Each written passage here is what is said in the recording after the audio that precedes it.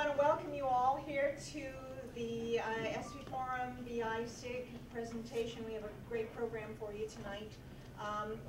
As you can see, we have a packed house, standing room only. That's wonderful. We have a great program for you tonight. We have, just for those of you who are not SVForum members, I want to tell you that this group is a wonderful organization of technical professionals, entrepreneurs, and marketers, and lots of other types of folks in this valley. And this is a great organization that stays very current on the current topics and issues that are happening in our industry. This is the Business Intelligence SIG, if you didn't know that. And so our area of interest, of course, is business intelligence, analytics, and anything around that area. And we definitely want to bring to you all, our membership, as much really good and current and controversial information as possible about what's going on in our industry.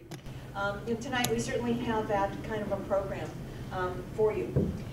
Before we get going, though, I wanted to do a couple of things. It's typical to do sort of announcements.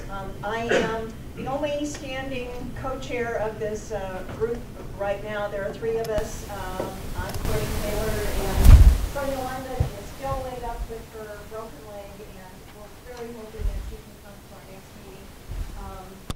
She had a second surgery, bummer. But she's definitely improving now, and she says, if I can ever get this foot off the high chair. And Richard is getting better, and so we're hoping that he can join us pretty soon too. But I wanted to just take a quick count. How many of you folks here are members of SVForum? Yes, very good. Well, I hope that's an incentive to those of you who are not. This is a great organization. And the membership is very reasonable, and it's I do encourage you to join that. And this SIG, it's very good. But we have great SIGs. All of them are really quite good. Okay, so that's the end of my announcements. One thing I did want to do, typically we do, is does anybody here want to announce any job openings at their companies to share with other folks around here? Anybody got some they want to mention? Drag. Well, we know the stocks have been down lately, but they'll pick up after the summer. Okay, so now I guess I want to give you a couple of words about our speaker tonight. We are very, very honored to have Bruno Aziza speak to us tonight and present to us on a great topic.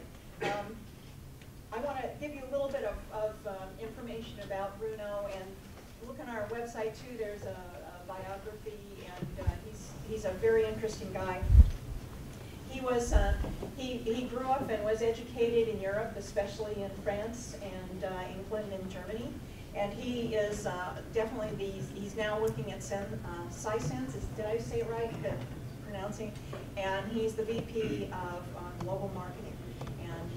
So he's always been in analytics and business intelligence. He worked at Apple, he's worked at Microsoft, he's worked at Business Objects. So he's definitely one of the people that has been in the big companies that knows what's going on in the industry today. Bruno is a noted speaker. I've heard him speak many times. I'm really pleased he decided to come and talk to us tonight. He's a published author. He has books, and he writes editorials. He blogs like crazy, and he is certainly an authority on business intelligence and analytics. He loves soccer, and he's a nice guy. So I want to just give you one start off here before we talk. What Bruno says, he says that traditional BI approaches haven't succeeded.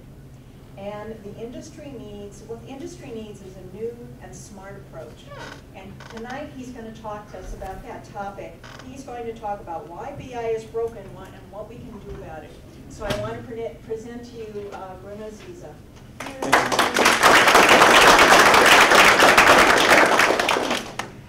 Skyhook!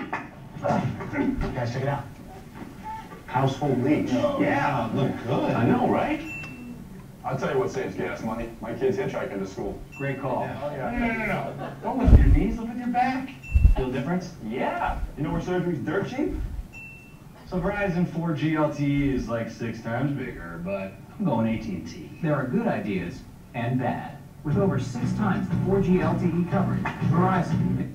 All right, this talk is not sponsored by Verizon or AT&T, but I figured that I would start with this because it's a fairly common type of situation that we run into is when we're in a space that is a fairly mature space, we often tend to have people-sized ideas. So the topic of this is so as Marie said, I'm French, and in France, interruption is part of life. So if you have any questions, don't do the polite American thing to wait until the end. Just interrupt me right in the middle of the sentence, and we can argue in front of everybody else. It should be fun. Before I get into the topic, I do want to talk a little bit about the elephant in the room. And the elephant in the room is not the Hadoop elephant. It is the fact that, of course, as Corinne said, I work for a company called SciSense. It's a big data analytics company. I'm not going to talk much about the company, but if you want to find out more about it, you can come to me at the end of this presentation, or you can contact me directly. This is my email address. I know it's late in the day, so it's very easy to remember my last name. Every form backwards the same one. So even if I talk fast, this is a very memorable email address. This was a very expensive last name to buy, so I really hope that you guys didn't get to use it. In addition to making this hopefully fun and engaging, whenever you see a star like this on one of the slides, it's the opportunity to win one of these books. I have 2 books, 2 questions, so please don't fall asleep after the second question. But hopefully that should be fun. This is the company, as I said, big data analytics. We also don't take business intelligence very seriously. You can see we have this channel called the Future of BI.tv where we talk about the new trends in business intelligence. I encourage you to follow us there. We're not selling any software on this page. We're just talking about how much more fun we should be having when we're in the world of data. Whenever I talk to my mom about the job that I work on, she has no idea. So hopefully we can change that together in the next 30 years. Because so far, I got to tell you guys, it's been pretty boring space. One more video and then we'll get going. And I have to think, if you've been trying to connect to the internet, by the way, in this room, the reason why I can connect to YouTube right now is because of my phone. Set a hotspot on my phone. I will sell you the password if you need it. But that's the great advantage of using a Windows phone. You can set up a great hotspot quickly. And that was the last time I'm advertising a Microsoft product, I know. I'm not there anymore. Moses, this is the Lord thy God commanding you to obey my law. Do you hear me? Yes, I hear you, I hear you. That's not to hear you. What? Nothing, I'm going to forget it. Oh, Lord, why have you chosen me? What would you have me do for you? I shall give you my laws, and you shall take them unto the people. Yes, Lord.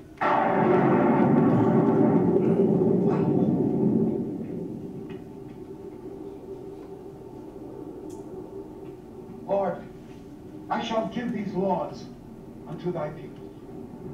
Hear me. Oh, hear me. Oh, pay heed. The Lord Jehovah, has given unto you these 15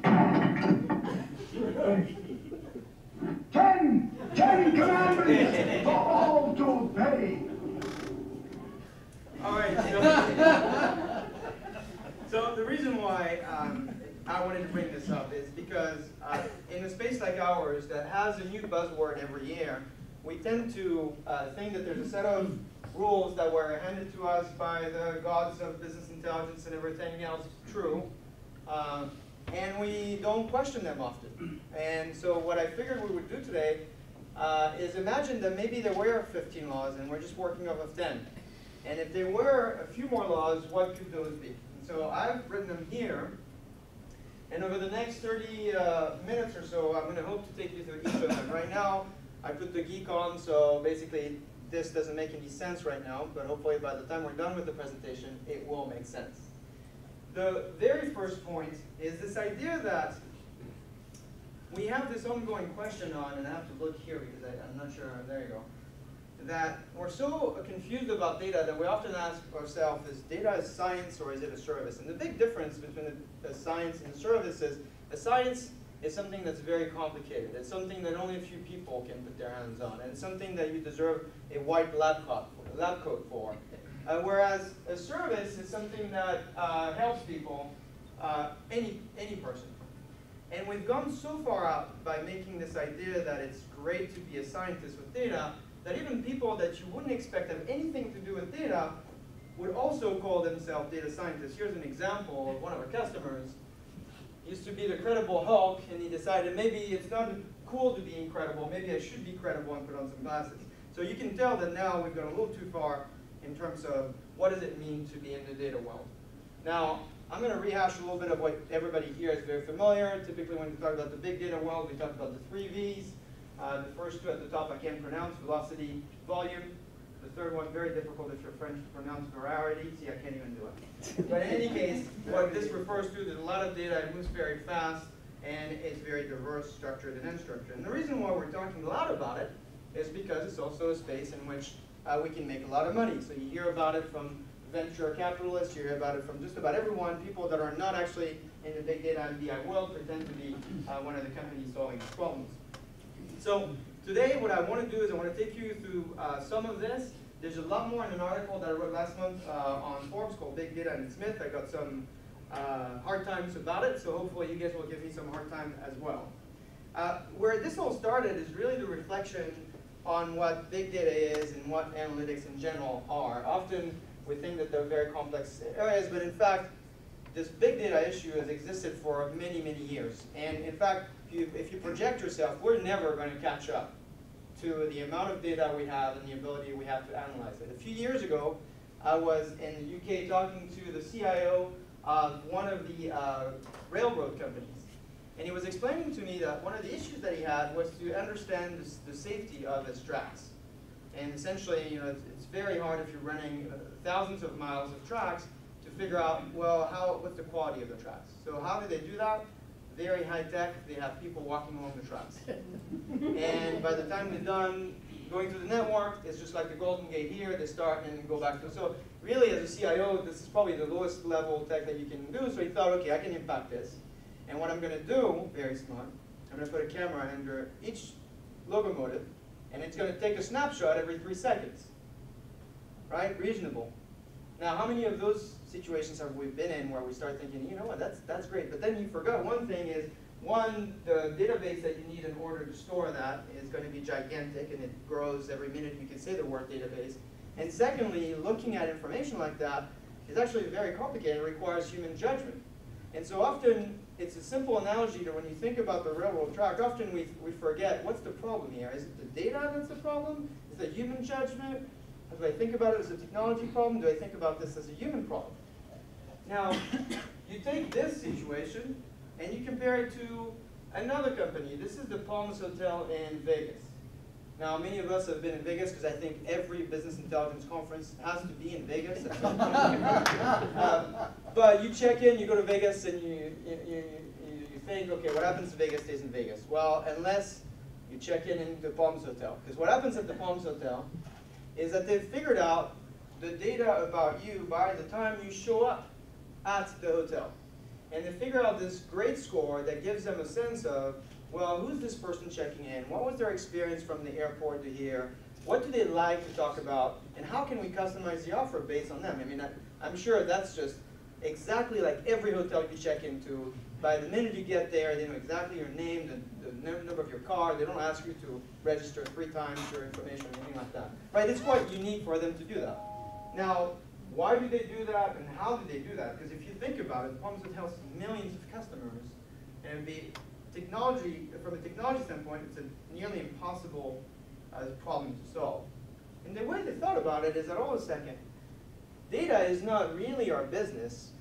The service of the data is our business. So is there somebody in this space that has their hands on the data that's useful to us and then create this index? Now, everybody here in Silicon Valley I know knows about clouds. Who doesn't know about cloud here? I guess I should say, who knows about clouds?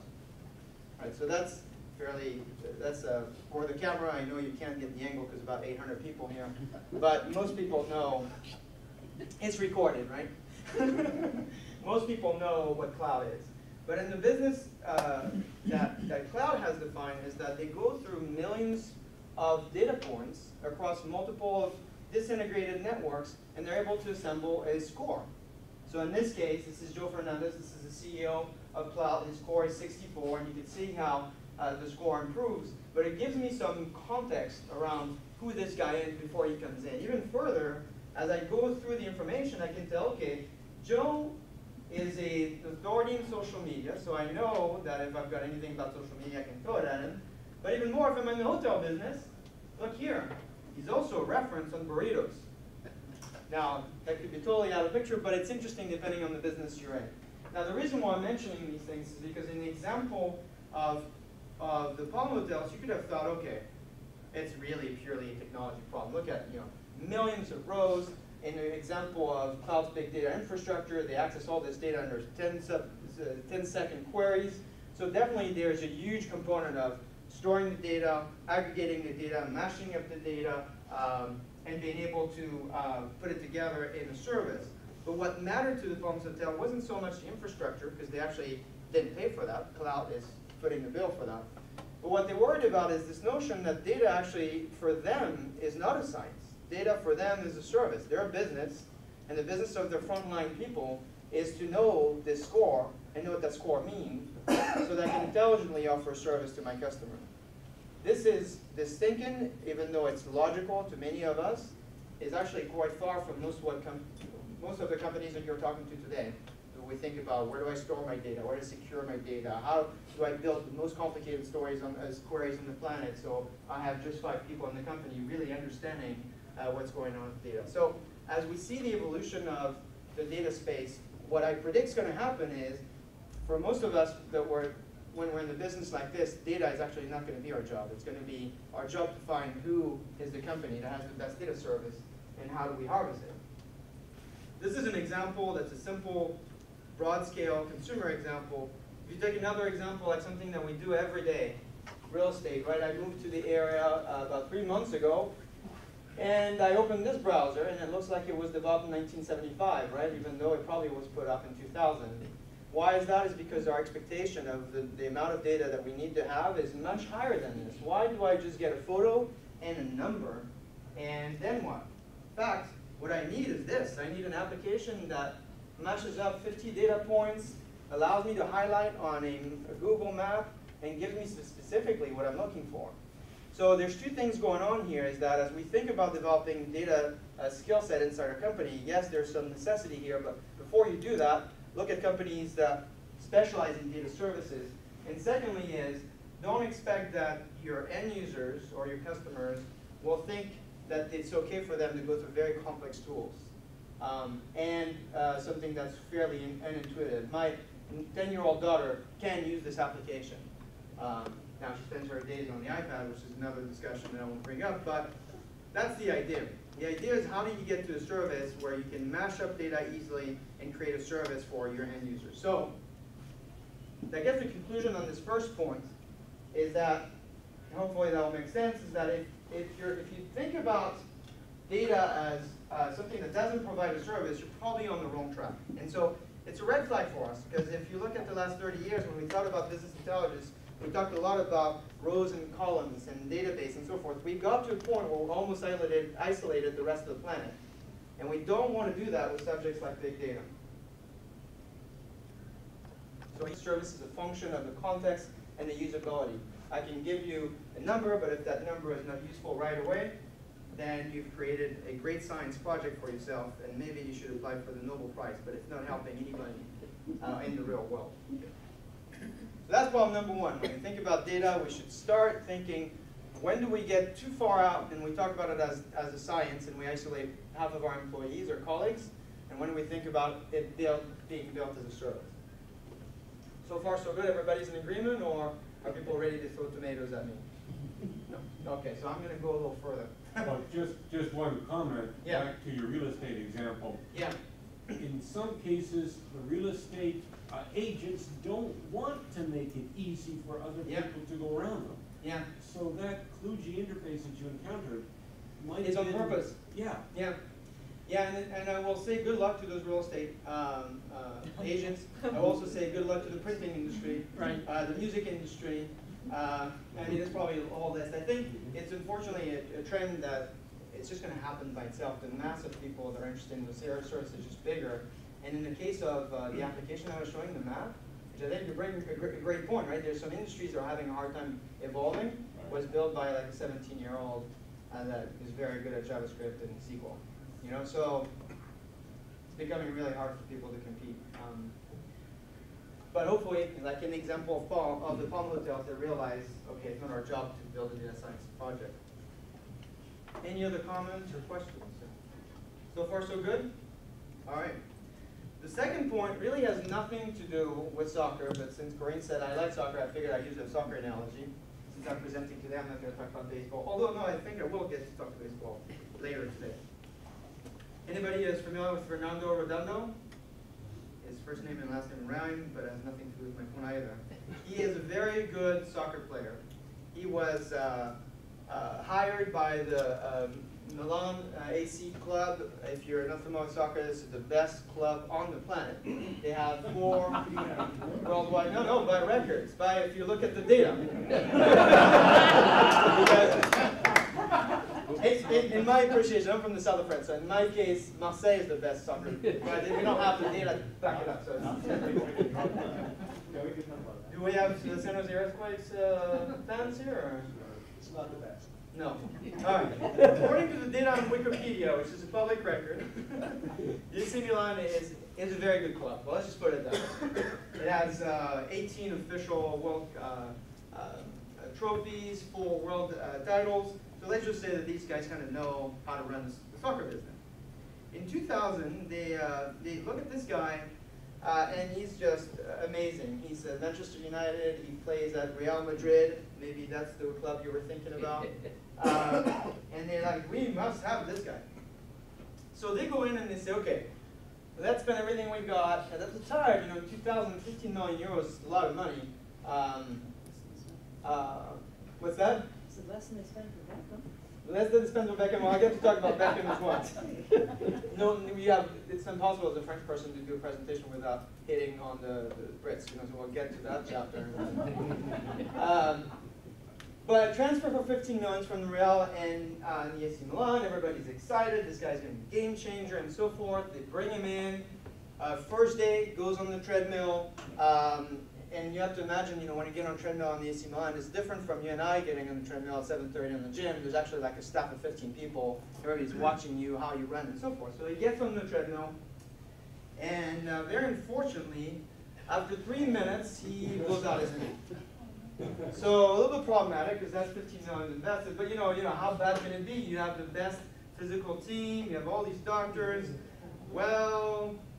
Problem, he doesn't play for 2.5 years of his 3-year contract. When you sign a player like that, you do have to pay the 15 million, regardless if they play or not.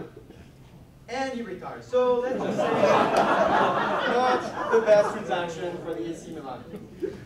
Now, what happens is often in the data world, we wait for a crisis like that to do something about our data, and that's exactly what the AC Milan did.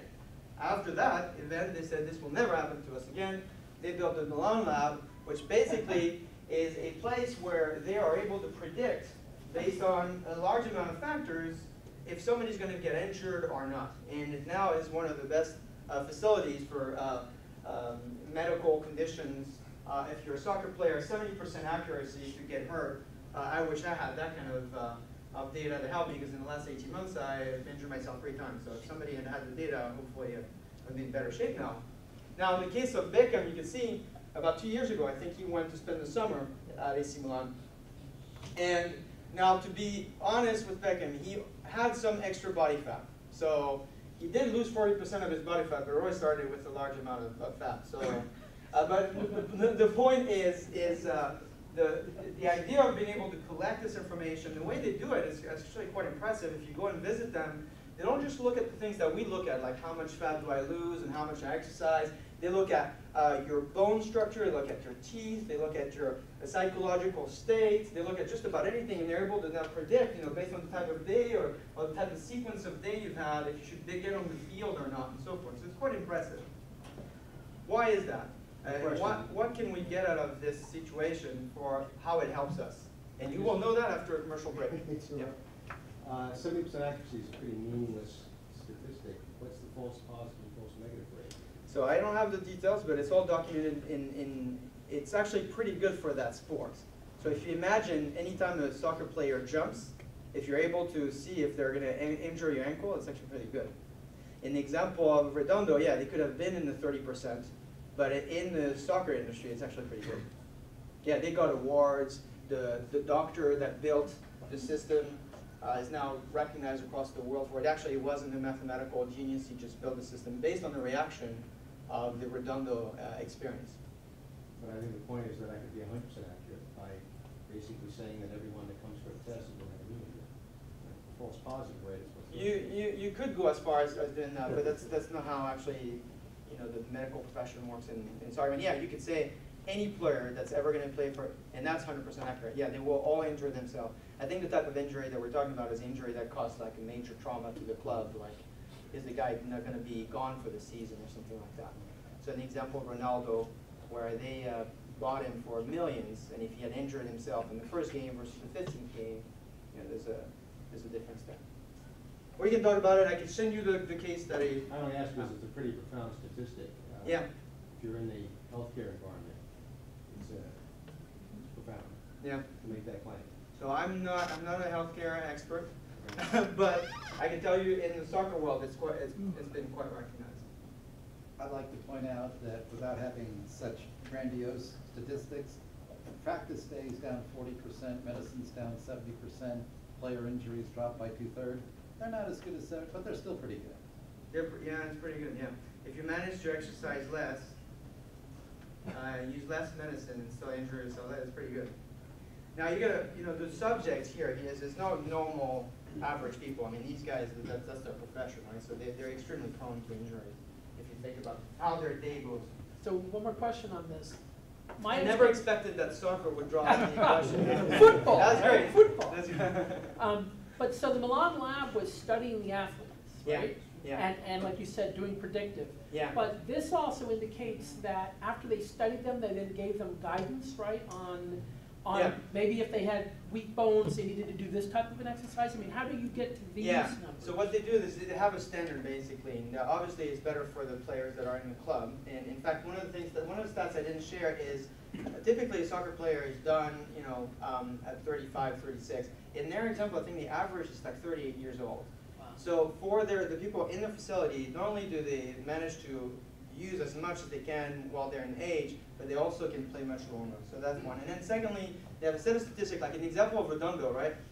He wasn't in the facility, so how would you have known? So now there's a set of statistical models that they run on any club. Right. And when you do a transfer, they basically run them through those in order to figure out the value of the player and the probability of that player to actually bust out within. So that impacts the legal agreements they have with these players and other things. Because in the case of Redondo, this wouldn't happen today. They had to pay him the full thing. Today, that's not how it works. So if you injure yourself within X number of games, conditions. All right. I have one question. Yes. Last question. Sorry.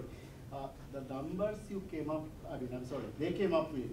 Yeah, I totally made up those numbers. Yeah, They didn't exist. yeah. I just really needed a soccer example. So these numbers were benchmarked against only one club data or all club data? No, all club data. All club data? Yeah. Yeah. And it's public, it's a public. I'm happy to send the case study because I'm not deep on the medical aspect of it, but what it hit me on was this realization that this is how we think. When we think about business intelligence data and we say, okay, what data should we go out and collect? We think this. We think as experts, we know what data we should collect and what data we should not collect because we're able to build those great models. That's why we're hired, right? We're smarter than anybody else in the company. Difference though is that in example of the AC Milan, if I can extrapolate to our daily life, it actually is quite different. Like they had no idea what to collect. And what they should have done is just forget about the business value. Just go get any information you can about the player, you know, the name of his mother and the age when his mother was died or whatever it is. Anything that could be relevant, because at some point you're going to need to be able to factor in some information, and you're going to be in trouble if you don't have it. Now, this sounds like a crazy statement.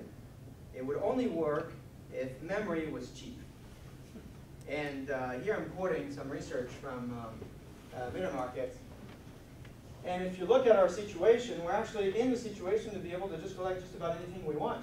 Because storage going down, networks going up, CPU price going down, bandwidth, all the trends are actually going towards our advantage. Now, can anybody here guess how expensive a terabyte is right now, given that it was $14 million in 1980? Save you this, it's about 100? I think Costco's got it for $79. 79 bucks? Anybody want to? 100. 80. 85. 20. 50. 69. 60. 100. $1. $39.95 if you order today. 15. 15. Whose cost? 7. Retail or? The cost of buying a terabyte. See, the problem with my argument is that you could say, well, Bruno, you tell me you store any data, but you know how expensive it is to store a terabyte? $10 Save the driver, slightly. Okay, I think you said 20, right? So you're the closest, because the cost right now, and it changes every day, is about $30. So now if you look at the cost, right, we have these arguments inside our company, and it's like, well, you know, think about the records that you need to store, and all that doesn't really matter to store everything. I can sense That's not the cost of a terabyte drive, that's the amortized cost over 3 years, right? That's correct. Ah, Right. okay. Why, did you say $98? Or? But the point though, you know, the point you mentioned is $100. Because I was only in Costco a little while ago, and I knew what price it was. So this is the price if you go to Costco in Redmond, Washington with the Costco card. No, I'm kidding. No, this is the average amortized cost. But the main point though is, so when we think about this idea of storing data, we have these arguments inside our hallways, and we say, what data should we store, what should we not store? It's expensive. Yeah, it's expensive to organize this data, but the truth is, if you look at everything else in our life, and the value over the same time period, by the way, this data comes from a TED presentation from the president of Singularity University, who's here in Silicon Valley, who's making this point that the world's actually getting better. We tend to be pretty dramatic about our lives, and we think everything's terrible, but the food, electricity, transportation, communication, all these costs are going down. If I take the same scale and apply it to data, wow, right? So there is really no excuse. Yeah. I figured I would get some questions. If I get soccer questions, I'm going to get questions about that. Maybe it's in your future slides, but as we analyze the data, the interesting things come out of creating new information layers based on the correlations, R values, things that pull out of there, to then create meta tags and then say, hey, this seems to look like that. Now let's reanalyze and create another bundle of data. So you're going to give back some of that space savings. Yes. Yeah, and it's just ongoing, right? So I mean, here I'm making the very critical argument that it's just storing data, but the big cost about it is being able to work with it and actually creating out the data. So it just keeps going and going. Over what period of time? Yeah.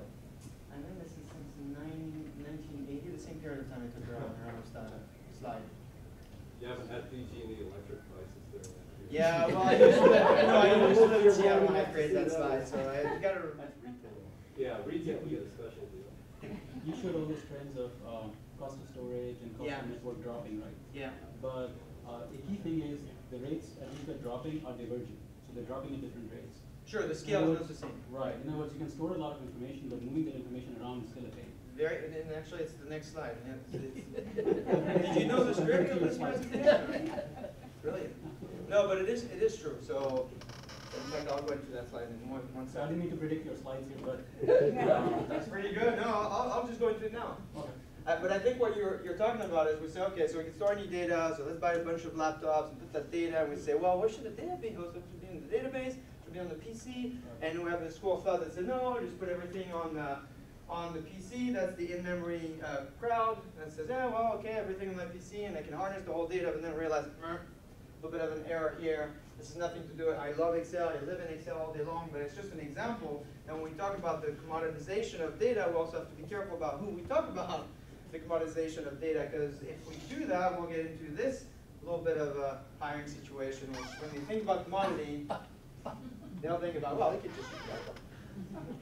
So instead of having this discussion of where you should put the data, really the discussion should be, well, okay, if I have this massive amount of data, how do I create a network? How do I get all these machines to talk to the databases? How do I compute data across multiple devices? And even though we talk about Hadoop quite a bit, we forget that that's actually the whole point.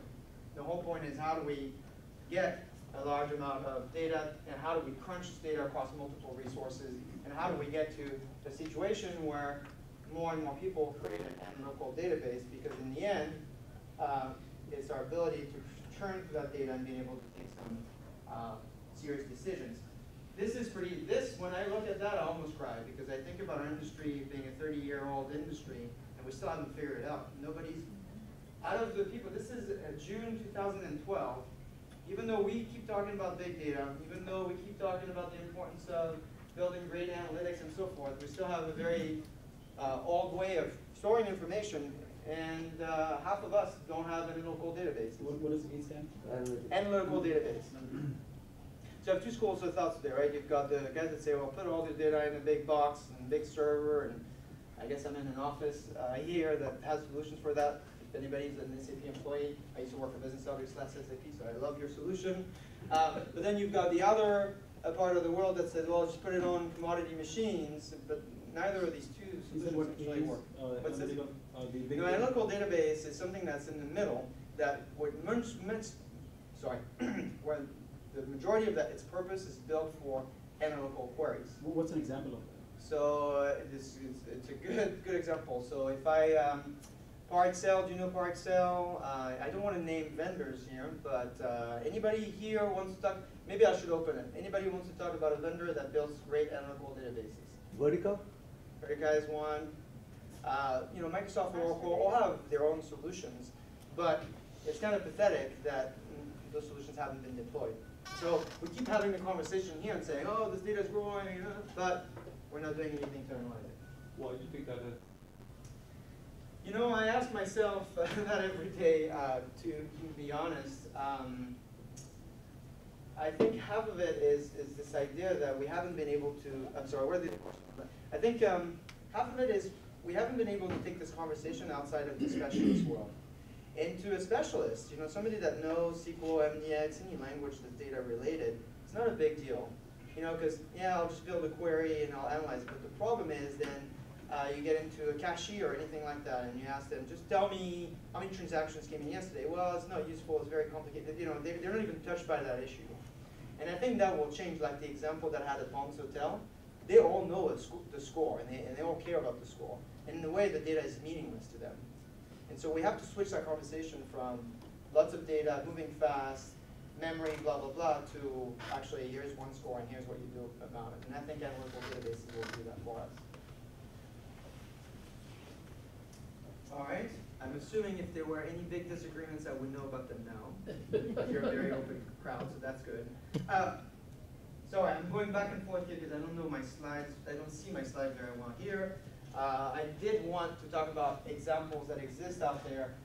Now we're going to make this problem complicated, because as we think about data growing and our ability to actually analyze the data as fast as it is growing, we also have now vendors specialized in selling data. So data itself is becoming a community. Kind of going back to your real estate example. So you have a real estate company that's an expert in having the data about real estate. You're going to have a bunch of kids that are going to be able to build information based on available data, but even if they had some money, they could go buy public data from those marketplaces that is clean, that's available for them to go out and analyze.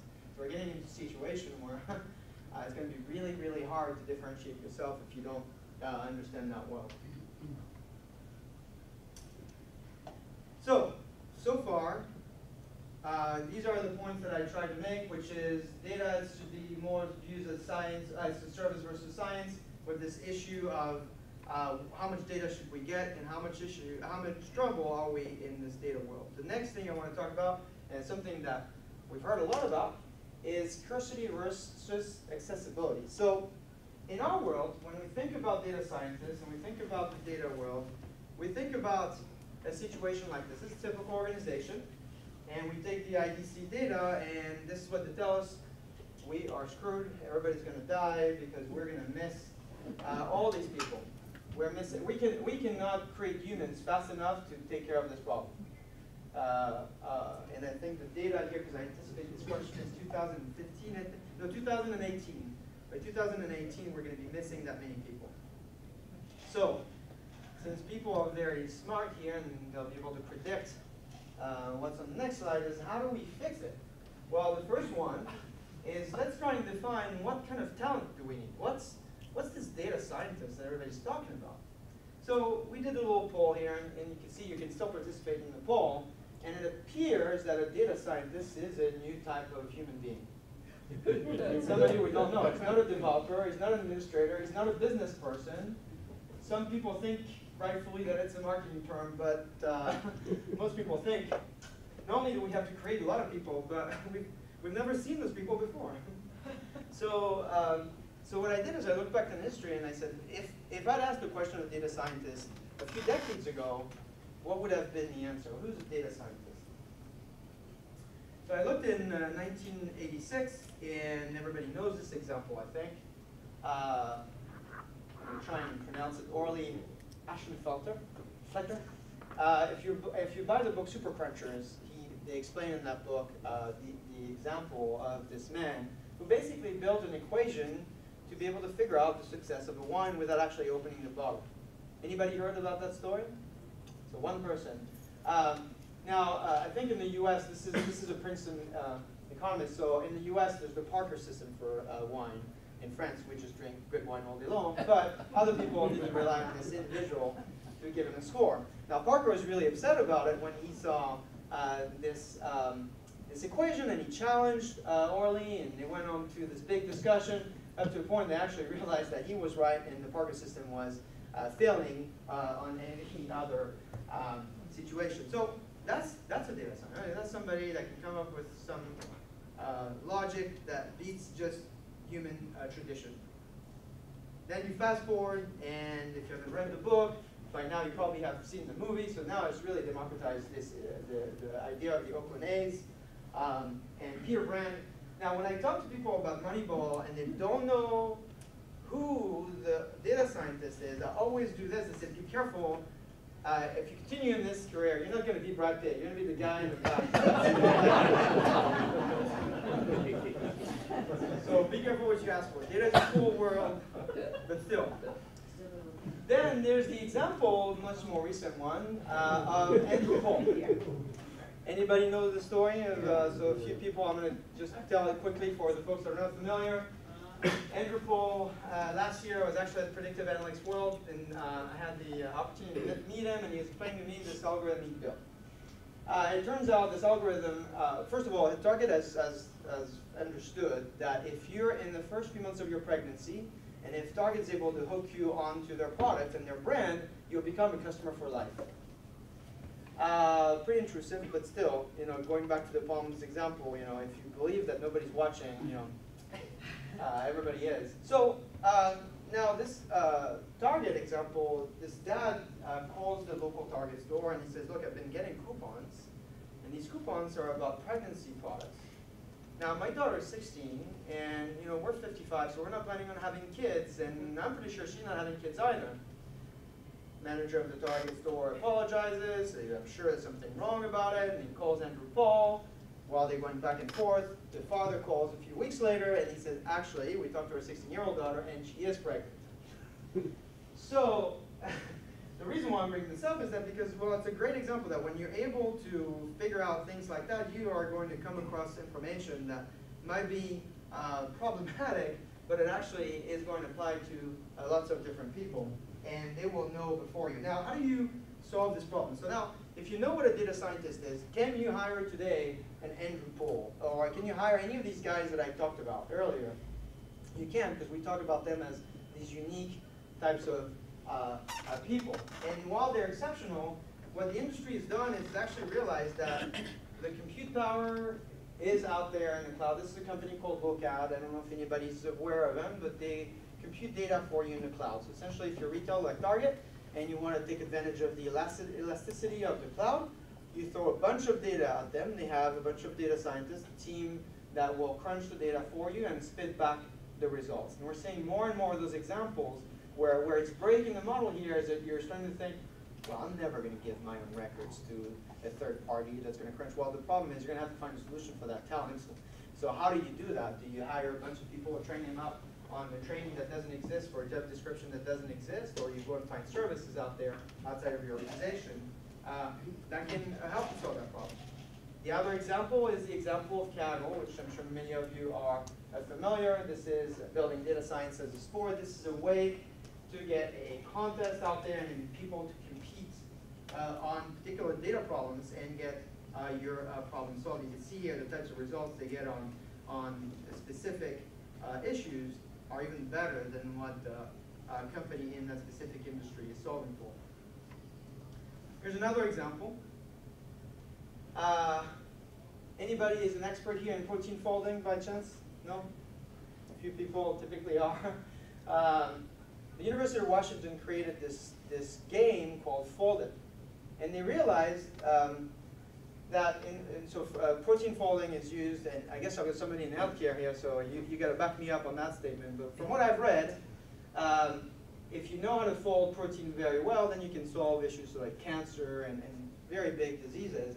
But typically we think about protein folding as a supercomputer type of problem that only a few people that have PhDs are able to solve. And so here they're kind of in the example that ITC is predicting we're going to be, which is there's only 5 people in the world that know how to solve this problem, and we can't hire them fast enough. In fact, even if we clone them, we'll never be able to solve that problem for ourselves. So what UW, or University of Washington, did is they built this game called Foldit. They made the game available publicly. People downloaded it. It was a game that became very addictive. And they had this competition. Who's going to win the best protein folding contest? And it turned out that the person that won that contest is not a doctor. It's a lady in Manchester, England, who worked in a rehab clinic during the day, and at night she is the best protein folder on the planet. So what this says to us, though, is going back to the example that I talked about earlier, going back to the Palm hotels, is that in our organization, innovation is going to come from a place that we expect it the least. And if we keep thinking about the data world as the data scientist and training data scientists and hiring more and more of the job description that we don't have, we're going to run into issues. In fact, what the world is telling us is that there is 2 billion people online today. There's going to be 5 billion in 2020. How do we harness the power, the compute power, and the power that's in their brain, regardless if they know the subject matter that we are talking about? So obviously, this goes through a set of tools, but it goes also through a change in how we think about the data world ourselves. I'm going to take a pause here to see if there's any more comments, or before I give you the last point I have. Now, so far everything makes sense, or you think I'm kind of high, or? Yeah. So about the woman who won the contest. Yeah. She was a college graduate, right? I actually don't know. That's a good question. Because But if you play, have you played with Foldit? No, but It's really simple. I mean, if I go back to my daughter, it doesn't require college education to play with it. What I'm pointing out is that crowdsourcing is a context-dependent term. Yeah. You're an academic department, and you've got 10,000 people worldwide. We crowdsource, right? Yeah, right? Of course, very smart. But you have to kind of sort of ask. We have ways of making human compute power more available, right? Yeah. But we're also going to have to sort of start creating a marketplace for that, right? Yeah. And so there's more social innovation and business innovation that needs to happen in that space. Yeah, and I think we're at the beginning of that. But I think a lot of it is not because we're missing power, or because we're missing the compute abilities, or because we're missing memory. I think it's a really it challenges in the way that we should be thinking about issues. You know, I mean, I run into lots of companies that are trying to solve very basic BI problems, and you're sitting here with the marketing guys, and they're like, well, that seems to be like a problem like the sales guys should have. And like, oh, well, they don't understand marketing more. So, I mean, that's a very basic one, but an example of the medical profession, you know, I'm sure there's a lot of that. It's like, well, there's only a band of people at the top of the pyramid that understand this problem. And the truth is, if you can package it in a service, if you package it in an application, something that's very user-friendly, you actually get surprising results. I'm not saying it works all the time, but I'm saying we haven't given that a shot, I think. And when somebody earlier asked me, you know, why do you think we failed? You know, 30 years of experience, 25% adoption rate in our space, every other deployment I run into fails. We got to change the way we do this. Bring up the medical example. I think Yeah. it's an interesting example because there does seem to be a step function going on now with data analytics. I think the best example of that is Watson. Yep. Where you're using a machine to basically perform analytical functions that were thought only capable by human mind. Yeah. So I think it's not outside the realm of possibilities that most of this stuff, including these social crowdsourcing techniques, are going to be obsolete within a very short period. You know, I mean, I think the Watson example is a really good one because we've been able now to challenge what's human judgment versus what's actually a very logical machine learning type of behavior. To give it back to reality, I talk to my wife about this problem all the time. She's not in the data world. But I tell her, why do we go shopping? Like, why do I buy milk? If you think about that, like, you can predict exactly when I'm going to need milk. It's not a decision that requires my brain power. You can just bring me the milk whenever based on my pattern, right? So there's a lot of situations like this, and I think you got Google Car, you've got a bunch of, we're starting to re-engineer that. I think there's a lot of resistance that, oh, but that's a human type of decision. In truth, it's not. There's a bunch of things we can line up that can challenge very sophisticated functions that we think are just reserved to humans. Yeah? And that opens up a whole it's a whole different topic because then you're talking about limitation not being technology, which is very, very self-evident. Yeah. It's human beings that are renting the technology. Yeah, it goes back to the example of real estate, right? Is that if we don't see that trend happening, we're just going to be here resisting. But it is going to happen. The only issue that I have with Watson is the number of people and the engineering involved to make that work. I almost kind of ruined the example for me because I thought, oh, finally the machine can win against the human. But then they made this big case study saying 150 people, 3 years. Okay, well, so that's not possible. You know. We'll get there. More about that.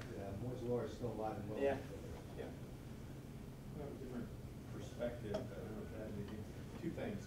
There's a whole new body of thought developing about the way humans are genetically wired to remember things. Yes. And language, and to a certain extent, the use of mathematics are actually newer constructs. Yeah. And remembering things through images and tracking images is more primordial, and therefore for some people more natural.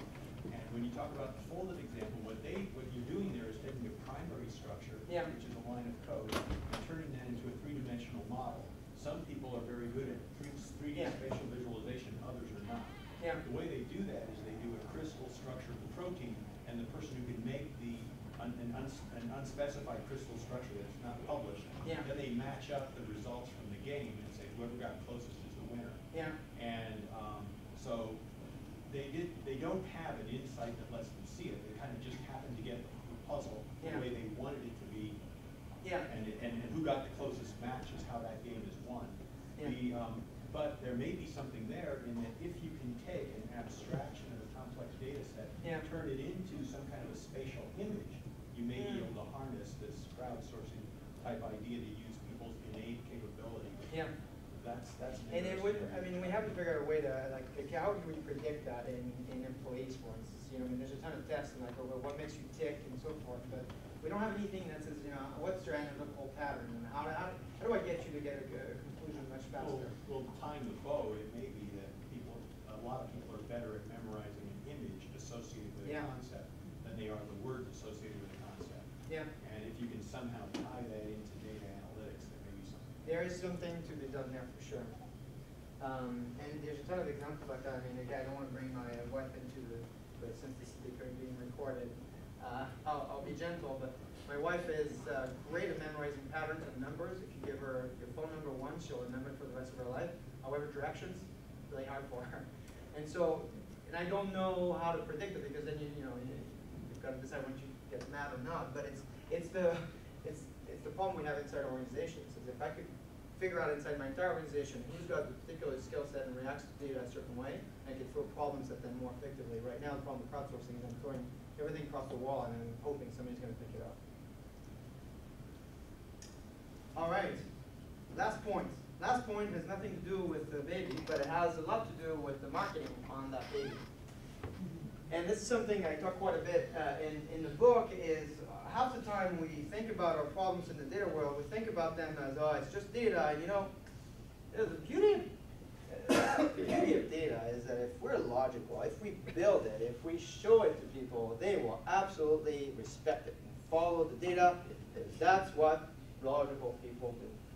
The only problem with that is data is also full of bias. I don't know if you see the bias in the data. It's right here. And so in our industry, so there's bias in the data. So there's a solution for that. And the solution for bias in the data is an infographic. Make a beautiful picture, and everybody will make now logical decisions. And that's also something we have to step back and realize. If in your infographic there's more graphic than info, then it's just a beautiful picture, right? And it really doesn't help much that I look at Harry Potter here, and then I'm looking at text, and now all of a sudden I'm going to make a great decision. There's actually a lot of best practices on how to get people to react to very stale, boring data. Here's an example of a company, and so I'm going to tell you a little bit about their example, and then I'll ask you what you think the solution was. That's the way you get to win the last book, and for people that are bored, we're almost done, I promise, just one more slide. Lego, if you're a parent, you've invested millions of dollars in Lego. I step on them every night when I get up in the dark. My kids buy these little pieces that will never assemble to be anything, but I keep spending money at them. They were in a situation where the market was moving faster than they were. They were losing money. In fact, they are one of the best economists in the country that came to tell them, look, you're going to hit the wall if you continue this way. And they kicked him out. Just didn't really work out. Up until they got this new team that thought about the way they looked at their information a little different. And they essentially operated a transformation in the company. Now, if you look at Lego's performance, they're a market maker. They're delivering twice the return on sales than any competitor.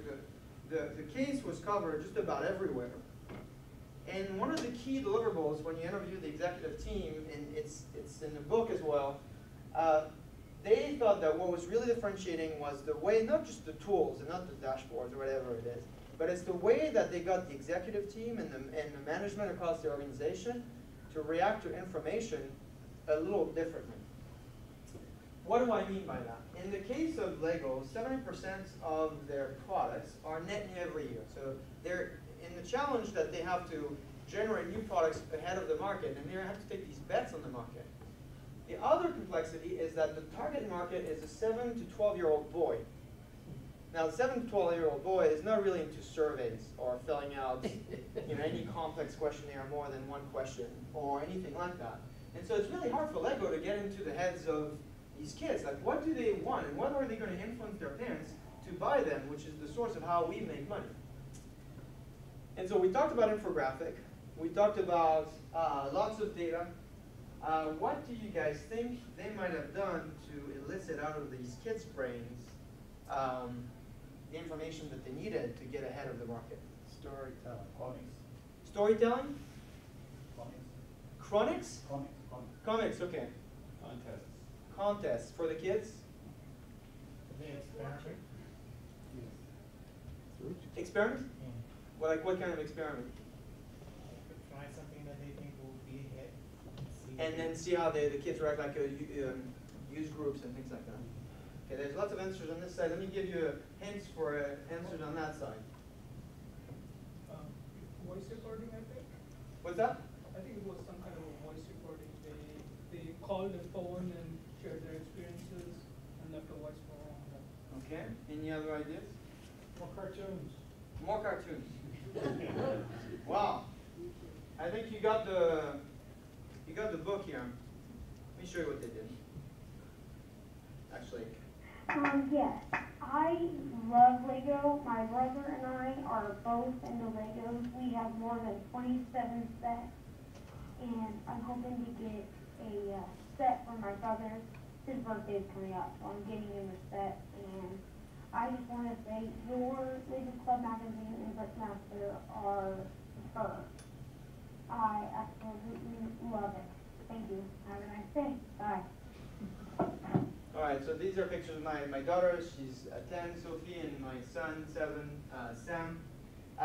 But in their example, what they realized is that these kids, the parents were calling for requesting, help and whatever. And what they did is they said, well, anytime a parent calls, put the child on the phone and tell the child they can just request anything they want out of Lego.